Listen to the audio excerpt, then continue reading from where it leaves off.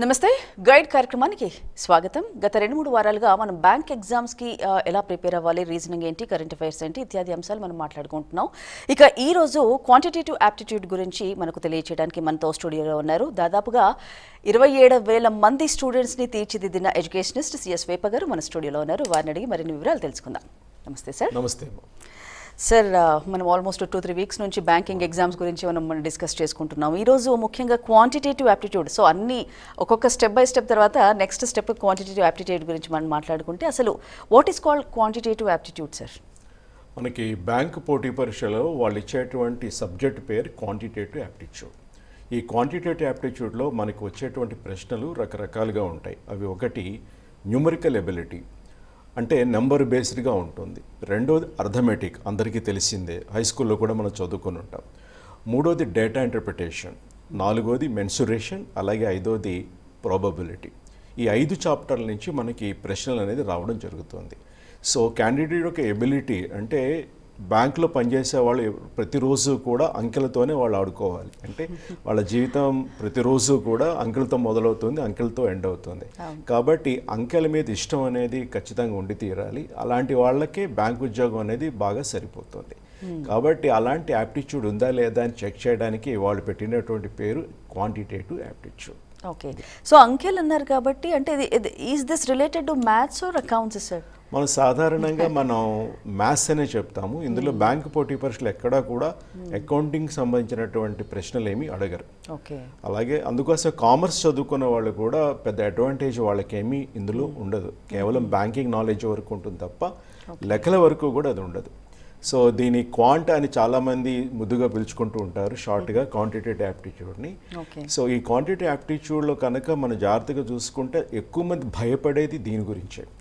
వాళ్ళకి లెక్కలంటే భయం అనేది ఉంటుంది. అది చిన్నప్పటి నుంచి ఒక సోషల్ కండిషన్ లాగా 10th క్లాస్ వచ్చిందంటే చాలు వాళ్ళు భయపెడుతుంటారు మ్యాథ్స్ డిఫికల్ట్ అని చెప్పి. ఏదైనా సరే ఆ భయం అనేది చాలా మందికి జీవితాంతం కూడా. ఆఫ్ కోర్స్ సార్, మ్యాథ్స్ అంటే అసలు భయం పోయేటట్టు ఏం చేయాలంటారు సార్? అసలు బేసిక్గా ఇప్పుడు మనం ప్రిపేర్ అయ్యేదైతే యాప్టిట్యూడ్ టెస్ట్కి ఫస్ట్ కావాల్సిందే మ్యాథ్స్, మీరు సాల్వ్ చేయాల్సిందే ప్రాబ్లమ్స్ అన్నారు కాబట్టి, అంకెలతో గారడీ చేయాలి కాబట్టి. సో అసలు మ్యాథ్స్ భయం పోవాలంటే ఎట్లా ప్రిపేర్ అవ్వాలి? ఎస్బీఐలో సెలెక్ట్ అయిన మా స్టూడెంట్ ఒక అతను చక్రధర్ అని చాలా సంవత్సరాల క్రితం ఒక చిన్న మాట వాడాడు, చూస్తే భయం వేస్తుంది, చేస్తే ఈజీగా ఉంటుంది.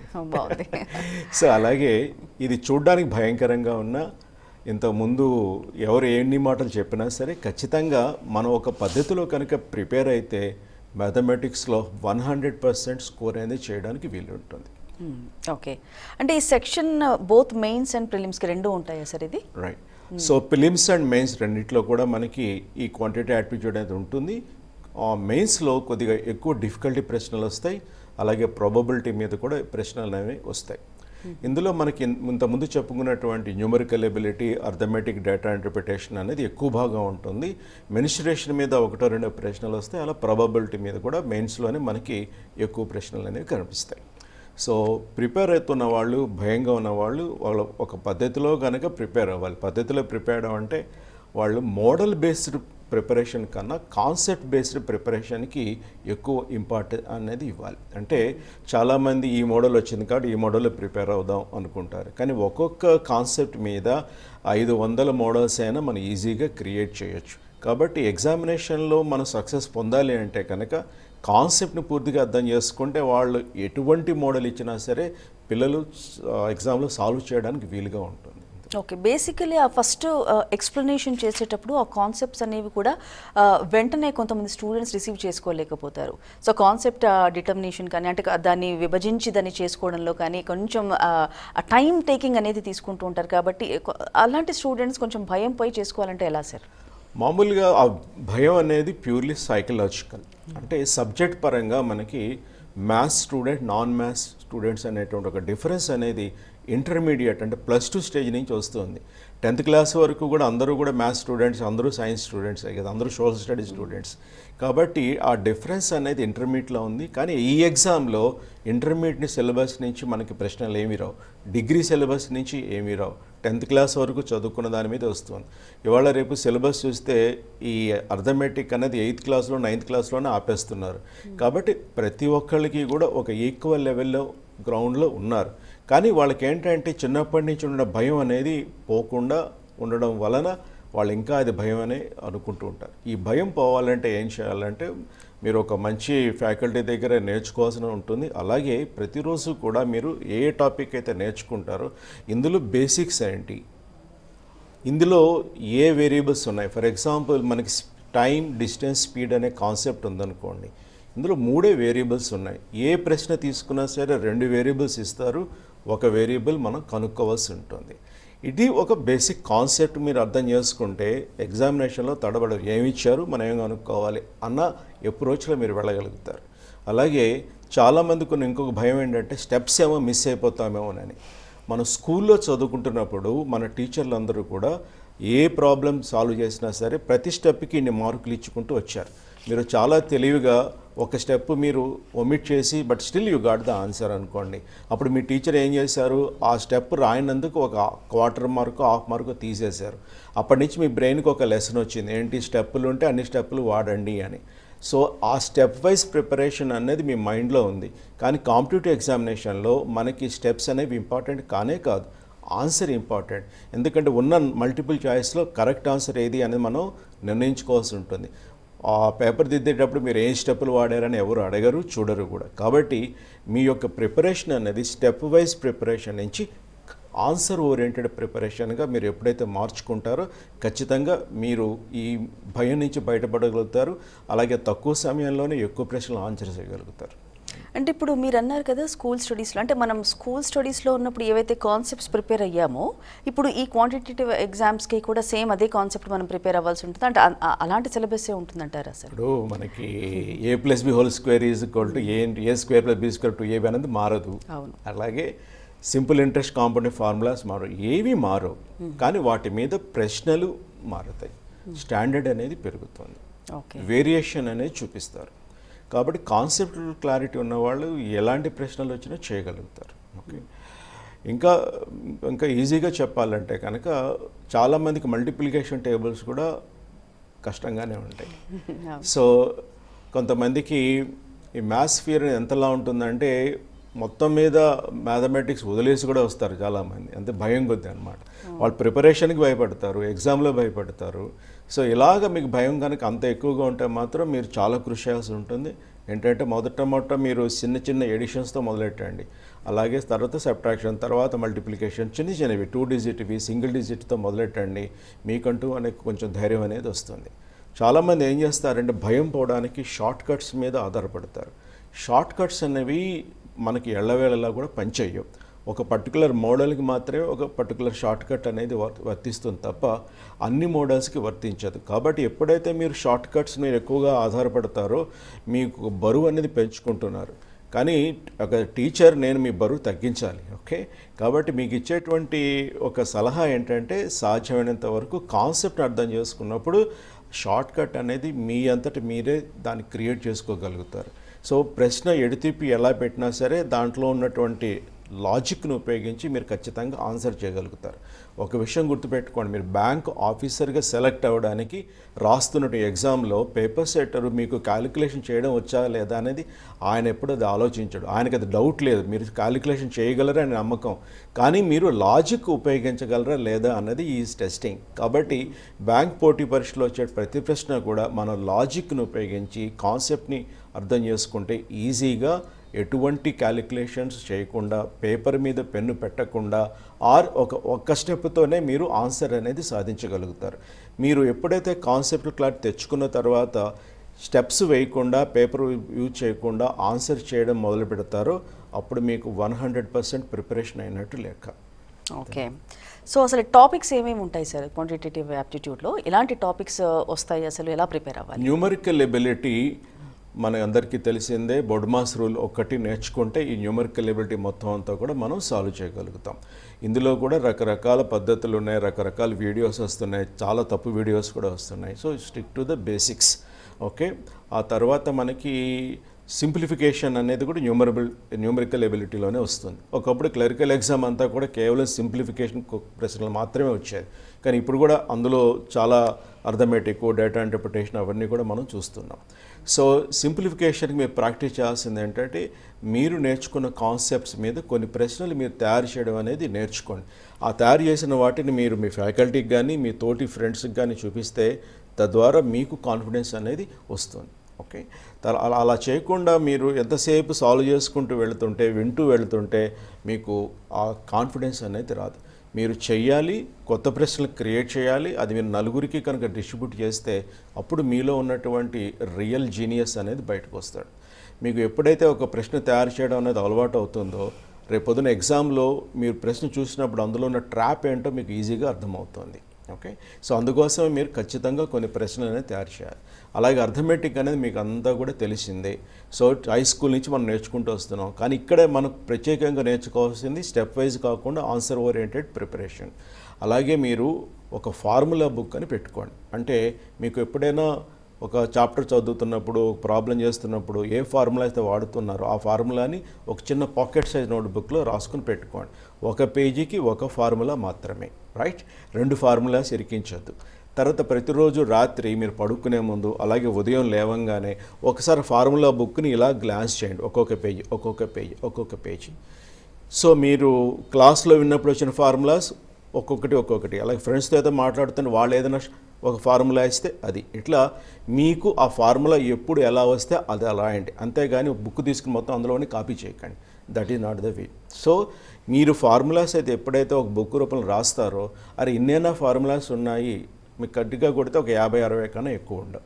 ఓకే, దీనివల్ల ఏంటంటే తక్కువ ఫార్ములాస్ ఉన్నాయన్న సంగతి మీకు తెలుస్తుంది. ఇంకొకటి మీరు రోజు చూడడం మూలాన ప్రతి ఫార్ములా కూడా మీ చుట్టూనే ఉన్నట్టు ఉంటుంది. అంటే మీ చేతికి అందేటట్టే ఉంటుంది.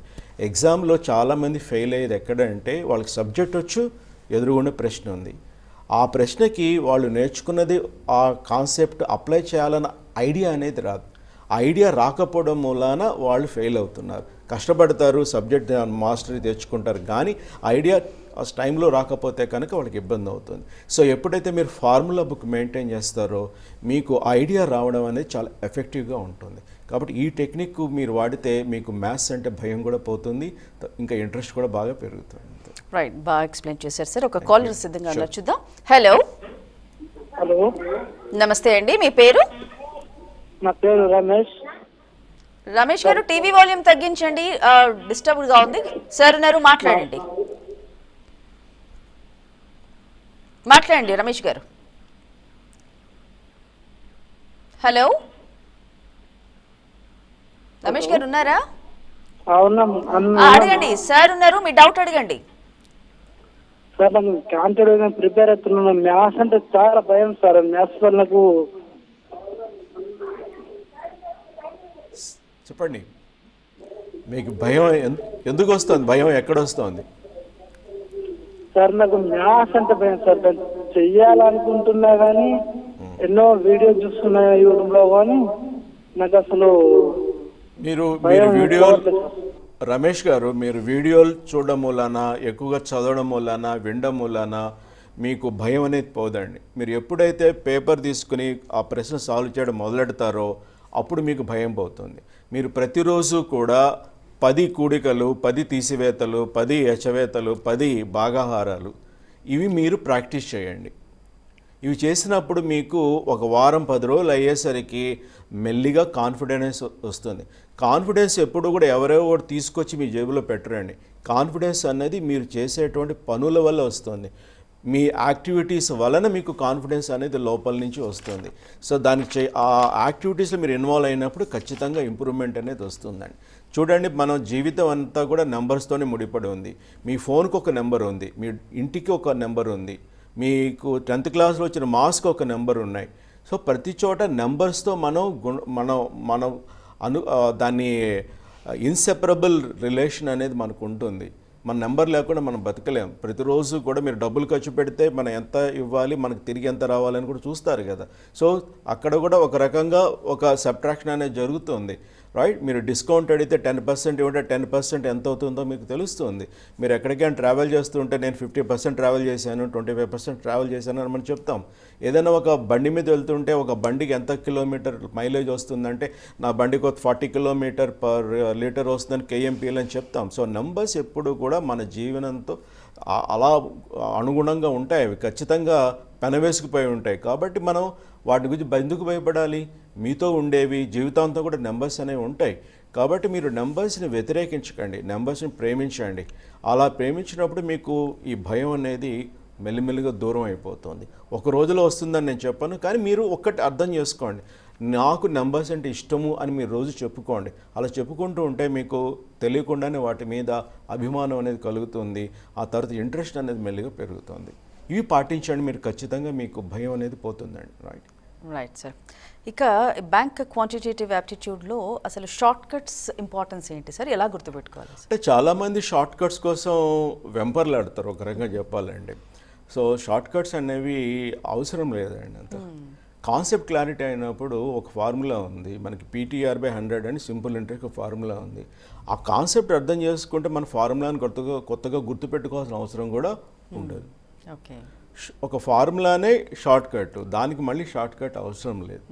లాజిక్ అనేది పెంచుకోవాలి. లాజిక్ పెంచుకున్నప్పుడు ఆటోమేటిక్గా మనం ఏం చేయాలని తెలుస్తుంది.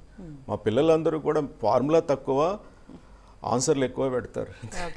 ఈజీ అంటే కాన్సెప్ట్ తెలిసినప్పుడు they know how to play the game. So చాలామందికి ఈ గేమ్ ఎలా ప్లే చేయాలని తెలియకపోవడం వల్లనే కన్ఫ్యూజ్ అవుతారు. డేటా ఇంటర్ప్రిటేషన్ ఉందనుకోండి, గ్రాఫ్స్ చార్ట్స్ అన్నీ చూసి భయపడుతుంటారు. కానీ మీరు ఏ డేటా ఇంటర్ప్రిటేషన్ కోసం చూసుకున్నా సరే, వాట్ ఈస్ ద సమ్ అంటాడు, అంటే total, what is the difference అంటాడు, subtraction, what is the average అంటారు, యావరేజ్ అంటే ఎడిషన్ ప్లస్ డివిజన్, తర్వాత హైయెస్ట్ ఏంటి, లోయెస్ట్ ఏంటి, మోర్ ఏంటి, లెస్ ఏంటి, తర్వాత పర్సంటేజ్ ఇంక్రీజ్ ఎంత, పర్సంటేజ్ డిక్రీజ్ ఎంత అంటాడు, అంటే పర్సంటేజ్ బేస్డ్ ప్రాబ్లం. ఇవే ఉంటాయి ప్రశ్నలు. సో ఇవి ఒక్కొక్క దానికి ఒక్కొక్క అప్రోచ్ ఏంటో మనకు తెలియాలి. చాలామందికి ఏంటంటే ఒక టాపిక్లో ఈ ప్రశ్న వచ్చిందంటే ఈ ప్రశ్నకి నా అప్రోచ్ ఏంటి, అంటే ఈ టాపిక్కి నా అప్రోచ్ ఏంటి అని వాళ్ళు క్లియర్గా ఉన్నప్పుడు ఎగ్జామినేషన్లో వాళ్ళు ఎలా వచ్చినా ఈజీగా చేసేస్తారు. ఓకే. సో యావరేజ్ అని వచ్చింది అనుకోండి, వాట్ ఈజ్ యావరేజ్ అనగానే ఓహో నేను కొన్ని యాడ్ చేయాలి, తర్వాత దాన్ని డివైడ్ చేయాలి అన్న కాన్సెప్ట్ వచ్చినప్పుడు ఏం యాడ్ చేయాలని వెతుకుతాను. ఆ బేసిక్ అనేది ఫస్ట్ గుర్తుపెట్టుకోవాలి ఒక్కొక్క దానికి.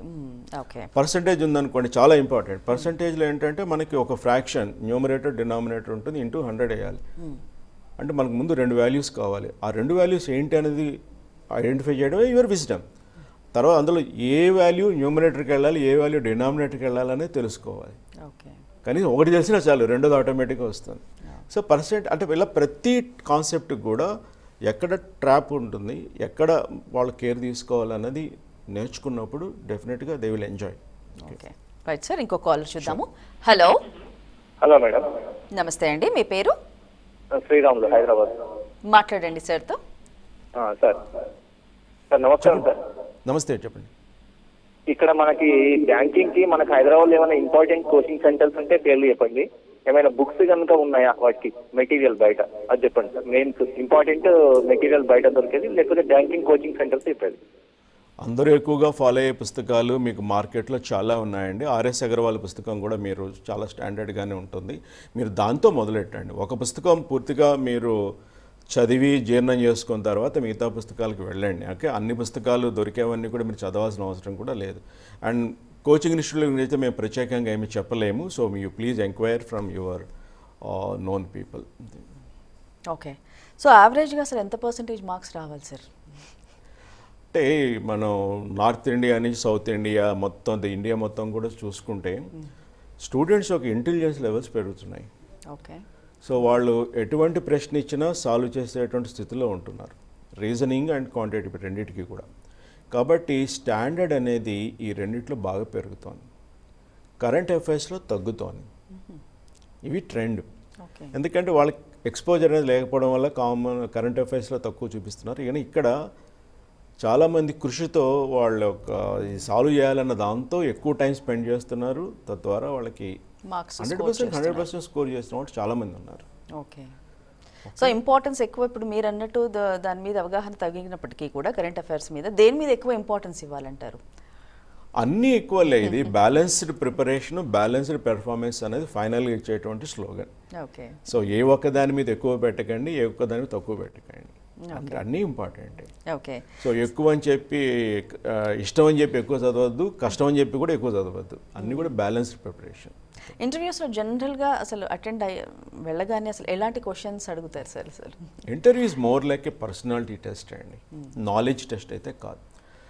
వాళ్ళకి ఒక హాఫ్ మినిట్ కూర్చుంటే క్యాండిడేట్ గురించి వాళ్ళకి మొత్తం అంతా తెలిసిపోతుంది. ఎప్పుడైనా డౌట్ వస్తే ఎవరైనా ఫ్లూక్గా సెలెక్ట్ అని అనిపిస్తే మాత్రం వాళ్ళు ఖచ్చితంగా అడుగుతారు, బాబు కాంపౌండ్ ఇంట్రెస్ట్ ఫార్ములా ఎంత అని ఏమిటని అడుగుతారు. సో అలా దొరికిపోతారు కొంతమంది.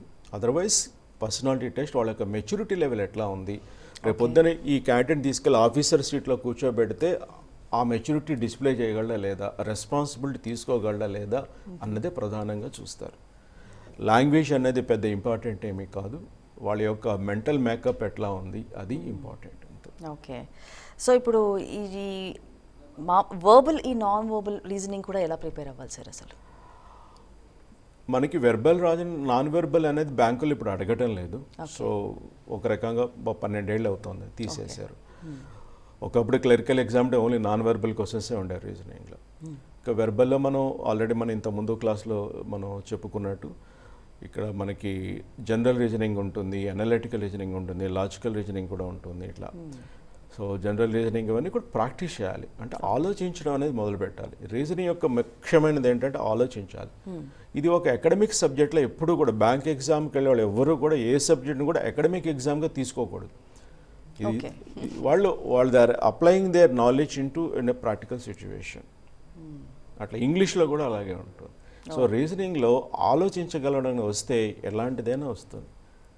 ప్రత్యేకంగా వాటికి ప్రిపరేషన్ కూడా నిజానికి అవసరం లేదు. సో కానీ ఆలోచించడం అనేది నేర్చుకోని వాళ్ళు కొంతమంది ఉంటారు. మనకి ట్రెడిషనల్ కన్వెన్షనల్ ఎడ్యుకేషన్ సిస్టంలో లాజికల్ రీజనింగ్కి అంత ఇంపార్టెన్స్ ఇవ్వడం లేదు. ఓకే. దాంతోనే కొంతమందికి ప్రాబ్లం. కనీసం క్వాంటిటీ యాప్టిట్యూడ్ ఎక్కడ చదువుతారు స్కూల్లో, కానీ రీజనింగ్ ఎక్కడ చదవరు. కాబట్టి వాళ్ళకి అది కష్టంగానే ఉంటుంది. మనకి ఆలోచించడం నేర్పిస్తే ఈజీగా చేస్తారు, పిల్లలు బాగా చేస్తారు. ఓకే. బ్యాంక్ పీ యాస్పిరెంట్స్ కన్నా 5, 6, 7 క్లాస్ పిల్లలు బాగా చేస్తారు. ఓకే. సో మనకున్న 24 అవర్స్లో మనం 24 అవర్స్ ప్రిపేర్ అవ్వనప్పటికీ కూడా సో మీ దగ్గరకు వచ్చే క్లాస్ స్టూడెంట్స్కి కూడా అసలు ఓవరాల్గా ఈచ్ సబ్జెక్ట్కి ఎంతెంత టైం కేటాయించవచ్చు అంటారు? అసలు ఎంతవరకు ప్రిపేర్ అవ్వాలి, ఎలా దాన్ని మేనేజ్ చేసుకోవాలి? అంటే ఇప్పుడు డిగ్రీ చదువుతున్న పిల్లలు రోజుకో గంట కేటాయిస్తే చాలు, వాళ్ళు డిగ్రీ అయిపోయే టైంకి ఫస్ట్ ఎగ్జామ్ రాస్తారు, దాంతో దాన్ని క్లియర్ చేస్తారు. అలా కాకుండా డిగ్రీ అయిపోయి 2-3 ఏళ్ళు అయిపోయింది ఇప్పుడు మొదలెడుతున్నాం అంటే కనుక మాత్రం ఖచ్చితంగా వాళ్ళు రోజుకొక 7-8 గంటలైనా దీని మీద కృషి చేయాలి.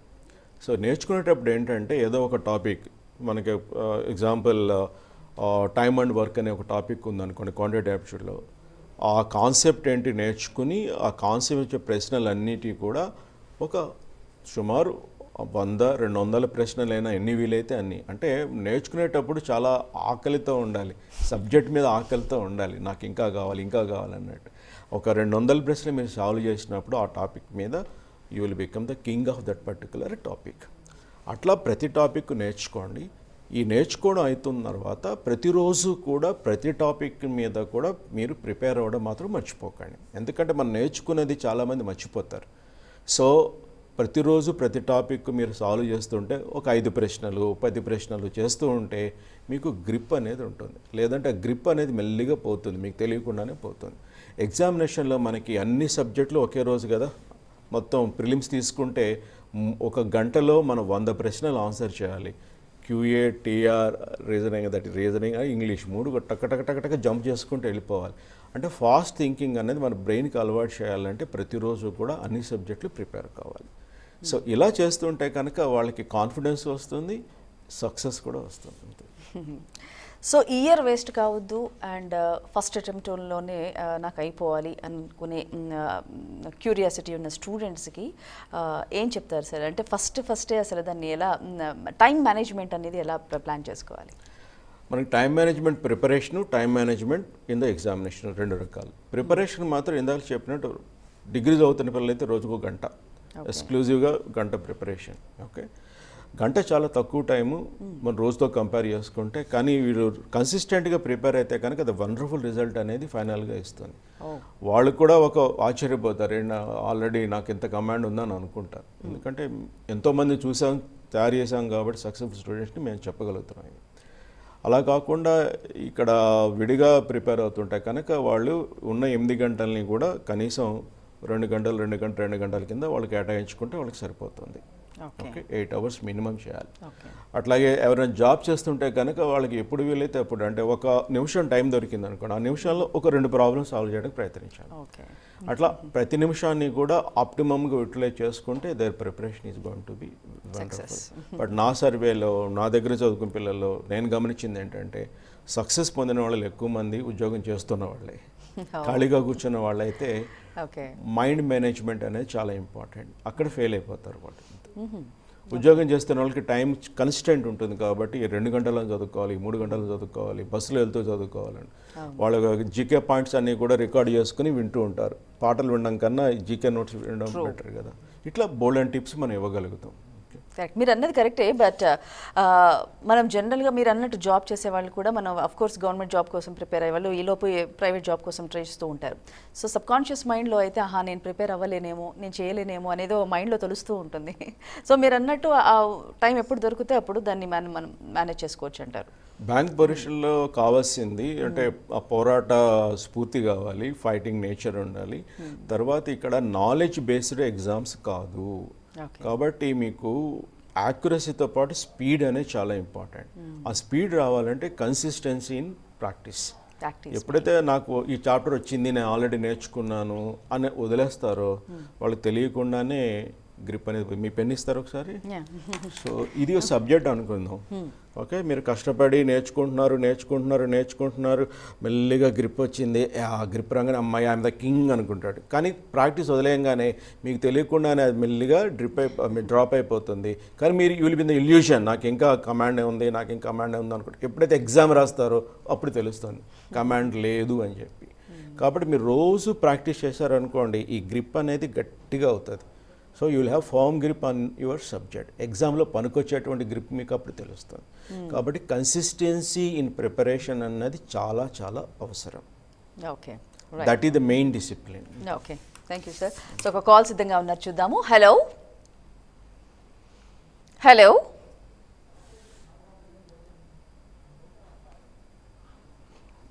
Hello okay. So anyways call drop అయిపోయింది. ఎనీవేస్ ఫైనల్గా ఓవరాల్గా అన్ని టాపిక్స్ కూడా మనం కవర్ చేసాము ఇవాళ బ్యాంక్ క్వాంటిటేటివ్ యాప్టిట్యూడ్ టెస్ట్కి అసలు ఎలా ప్రిపేర్ అవ్వాలి అని గురించి కూడా. ఇంకోటి చెప్తాను, డేటా ఇంటర్ప్రిటేషన్ చాలా మంది ఇబ్బంది ఉంటుంది. ఆ బొమ్మలు గ్రాఫ్స్ చూసారు భయపడిపోతారు, దానికి అందులో ఏమి ఉండవు అసలు. సో చాలా సింపుల్గా ఉంటుంది. మీరు ఏం చేయాలంటే మామూలు ఒక డేటా తీసుకుని ఒక టేబుల్ ఇచ్చారనుకోండి, ఆ టేబుల్ని గ్రాఫ్ కింద మార్చండి, ఆ గ్రాఫ్ని పై చార్ట్ కింద మార్చండి, బార్ డయాగ్రామ్ కింద మార్చండి. అట్లా ఒక ఫామ్ నుంచి ఇంకో ఫామ్కి మీరు ఆ డేటాని మార్చండి. అప్పుడు you will get the command. రెండింటి మీద కూడా కమాండ్ వస్తుంది. మనకి అందరి దగ్గర కంప్యూటర్ ఉంది, కంప్యూటర్లో ఎక్సెల్ ఉంటుంది. ఎక్సెల్లో ఈ డేటా ఇచ్చారంటే మీకు 100 రకాల డయాగ్రామ్స్ చూపిస్తుంది అది. ఇంక్లూడింగ్ మనకి స్పైడర్ డయాగ్రామ్ కూడా ఉంటుంది కదా, రాడార్ డయాగ్రామ్ అని కూడా అంటారు. అన్నీ చూపిస్తుంది. మీరు కొద్దిగా కృషి పెడితే ఒక ఫామ్ నుంచి ఇంకో ఫామ్కి మార్చగలిగితే you will get the command.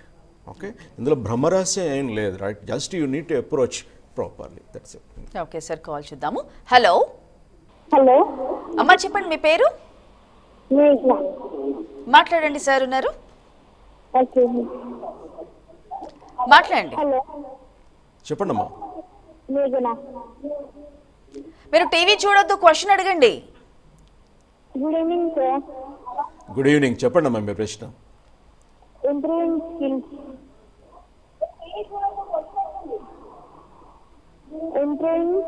Sir. Interview skills. Interview skills అని అడుగుతున్నారా? Improving skills. ఏమిటో మీరు మీ voice improving skills. Okay, improving skills sir. Okay, మీరు ఏది ఇంప్రూవ్ అవ్వాలనుకుంటున్నారమ్మా? అంటే సబ్జెక్ట్స్. ఓకే, ఇప్పుడు మన గైడ్ ప్రోగ్రాంలో ఒక సిరీస్ లాగా ఒక్కొక్క రోజు ఒక్కొక్క సబ్జెక్ట్ తీసుకుని వీడియోస్ చేస్తున్నాం. మీరు అవన్నీ కూడా చూడండి. చూసిన తర్వాత మీ ప్లాన్, మీ స్ట్రాటజీ అనేది తయారు చేసుకోండి. అది ఫాలో అవ్వండి. అప్పుడు వస్తుందమ్మా సక్సెస్. మనం విన్న తర్వాత మీరు ఇంప్లిమెంట్ చేయడానికి వీలుగా ఉన్నవి అన్నీ కూడా చేయండి. కొంచెం కొంచెం చేస్తూ వెళ్తే మీకు కాన్ఫిడెన్స్ అనేది వస్తుంది. Small action gives you small success. Okay, first ఒక చిన్న సక్సెస్ని మీరు టేస్ట్ చేయండి. కొద్దిగా ఇంప్రూవ్మెంట్ ఏదో ఒక టాపిక్లో. ఈరోజు కూడా చాలా టిప్స్ చెప్పాను కదా, మీరు ఒకటి ఫాలో అవ్వండి. కొంచెం సక్సెస్ వచ్చేసరికి మీకు కాన్ఫిడెన్స్ వస్తుంది. సో అప్పుడు you can take a bigger action. Okay, అట్లా గ్రాడ్యువల్గా పెంచుకుంటూ వెళ్ళండి. మీరు సపోజ్ ఇప్పటిదాకా ప్రిపరేషన్ మొదలట్లేదు, నేను రోజుకి 8 గంటలే చదవమని చెప్తున్నాను. మీరు ఇమ్మీడియట్గా చదవడం మొదలెడితే మాత్రం మీకు కొంచెం రిపల్షన్ అనేది వస్తుంది. రేపు 1 గంట చదవండి, ఎల్లుండి 1 గంట పావు, అవతల ఎల్లుండి మనకి 1 గంటన్నర, అలా పావు గంట, అరగంట పెంచుకుంటూ వెళ్ళండి. మీ బ్రెయిన్ విల్ బి స్టిమ్యులేటెడ్, మీకు సిద్ధంగా ఉంటుంది నేర్చుకోవడానికి. ఓకే, అట్లా చేస్తే కనుక ఇంప్రూవ్మెంట్ అనేది ఎప్పుడు కూడా గ్రాడ్యువల్గా ఉండాలమ్మా, సడన్గా వద్దు. ఓకే, సడన్గా వచ్చిందంటే సడన్గా కూడా పోతుంది, రైట్? బట్ గ్రాడ్యువల్గా పెంచుకుంటూ వెళ్తే అది నిలబడుతుంది. Well, thank you so much sir. మరి ఇవాళ గైడ్లో మరి క్వాంటిటేటివ్ యాప్టిట్యూడ్ గురించి మనం డిఫరెంట్ అంటే ఎలా ప్రిపేర్ అవ్వాలి అండ్ సార్ ద్వారా మంచి టిప్స్ కూడా తెలుసుకున్నాం కదా. మరి ఎగ్జామ్స్కి ప్రిపేర్ అయ్యేవాళ్ళు తప్పకుండా సార్ చెప్పేవన్నీ కూడా ఫాలో అవ్వండి అండ్ సక్సెస్ రావాలని సక్సెస్ కోరుకుంటున్నాం మేము కూడా. Thank you so much. Thank you very much. ధన్యవాదాలు. అండ్ ఇది ఇవాళ గైడ్ కార్యక్రమం. మరో కార్యక్రమంలో మళ్ళీ కలుసుకుందాం. నమస్కారం.